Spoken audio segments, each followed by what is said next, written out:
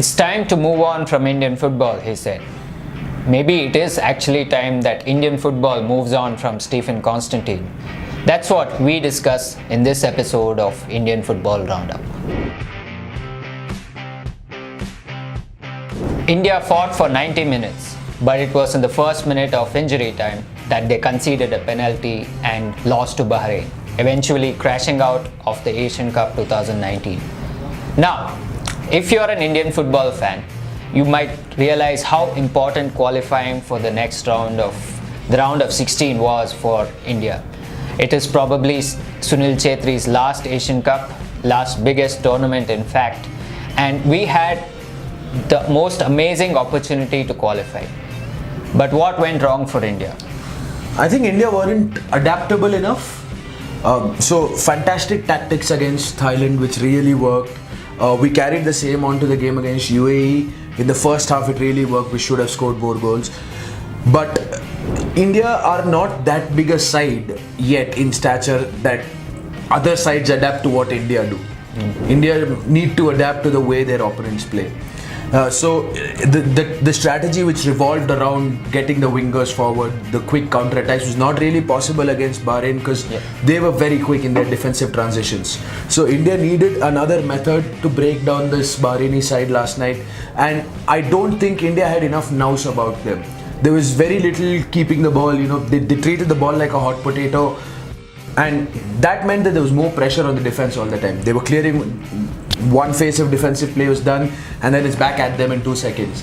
As good as they were, Sandesh Jhingan was fantastic, Gurpreet Singh Sandhu was very good, Salam Ranjan did well, but there's only so much you can do when you have to defend from the first minute to the last. At some point you are going to break, and Pranay Haldar, despite having a very good game, that one lapse in concentration cost India. Yeah, so it was Pranay Haldar who gave away the penalty, but it's quite unfortunate. For all you guys who are taking it out on social media, accusing players of not giving their full, we urge you not to do so. They gave it their all. It was finally the tactics that let India down, which is what we feel. In order to qualify for the next round, which was the round of 16, India needed just a draw. You might have thought that India were going for the win, but from what we saw, from what was displayed against Bahrain, it was clear that they were playing for the draw.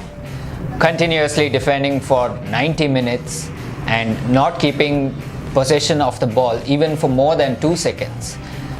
It was clear that India did not have a plan B. They just wanted to defend for 90 minutes, make sure they maintained a clean sheet and then qualify for the next round.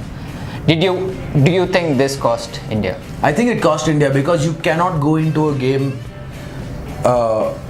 like hoping not to win. From the very first minute, it was clear that India weren't set up to win the game. And it was not just at kickoff, before kickoff when we saw the teams. Roland Borges was replacing Anirudh Thapa.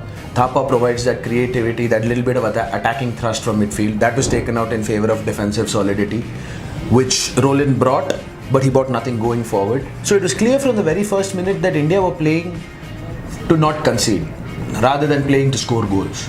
And any manager who has spoken about this draw-win scenario has said that if you go for a win and you get a draw, that gets the job done. But if you go for a draw and things go wrong, then your next best option is nothing. So I think Stephen Constantine got that wrong yesterday. I think he was a little too cautious in his approach, which ultimately ended up costing the side. Do you also think that India did not have a second plan? So from what we saw, they were just those long balls, and we've spoken about these long balls before. We saw it against China, and with the long balls, especially yesterday, I think the two Bahraini centre backs dealt with the long balls brilliantly. Al Hayam and Al Shamsan, they were superb in dealing with the long balls. And if they didn't deal with it, they ensured that they got a foul out of JJ pushing them or whatever. And their fullbacks were quick. Both Syed Reza and Ahmed Juma were quick. That meant that Narzari and Udanta weren't getting as much joy as they did in the first half against UAE or in the game against Thailand. So India needed a little bit more, as I said, a little bit more sophistication in the way they attack.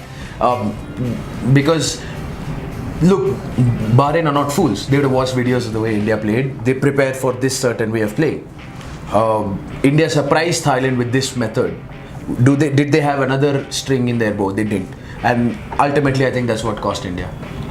So actually, India were quite prepared for the game against Thailand, and they did not manage to even change a bit of their tactics against UAE and Bahrain, which cost India finally.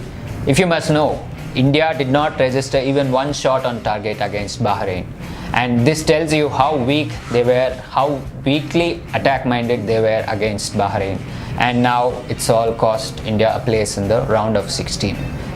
There was a joke running around that India were the first team to arrive in UAE and will be the first to crash out.